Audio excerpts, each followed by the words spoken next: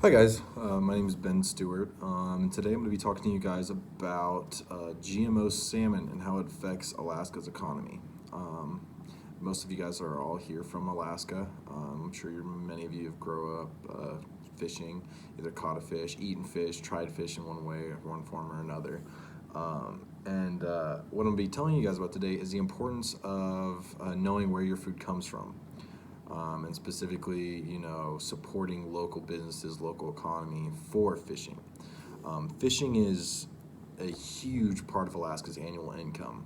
Um, it's an $8 billion a year industry internationally. It's huge for Alaska. Seafood in and of itself is huge, and salmon specifically is huge. As many of you guys know, we just had the big vote for ballot measure. So I don't know if you got voted yes or no. That's all up to you. But GMO salmon specifically are what I want to talk to you guys about. And what I want you guys to know is that by knowing where your food comes from, you can protect yourself, others, and support a lot of friends and family. And by catching your own fish, you know where it comes from. There's not going to be a question. So what I'm going to explain to you guys today is the downsides of GMO salmon. So there's a company out there called Aqua Advantage, and what this company did is they created GMO salmon.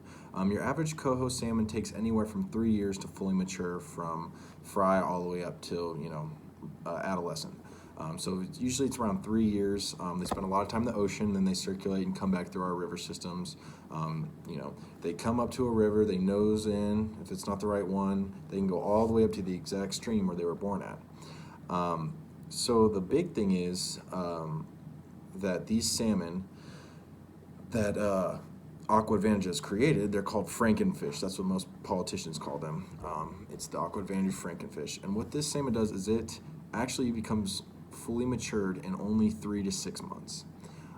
So whereas your normal fish takes 3 years, this one can do it in about 6 months. It becomes a fully grown coho salmon. And there's a couple downsides to this. So with the frankenfish, a big part of what hatcheries and local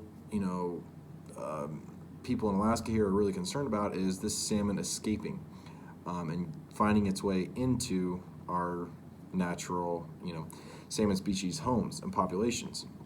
A couple concerns with that are that it's been the Aqua Advantage's kind of main thing that they're trying to push on everyone is that these fish are sterile, which means if they find their way into a group of regular salmon, they can't reproduce with them, which is a big deal because these are genetically modified fish. They're not true wild salmon. So what we don't want is them reproducing because we don't know what kind of things they'll create, and they're not supposed to. Hatcheries are mostly based on freshwater streams, rivers, things like that. So the chances of escapement are pretty high.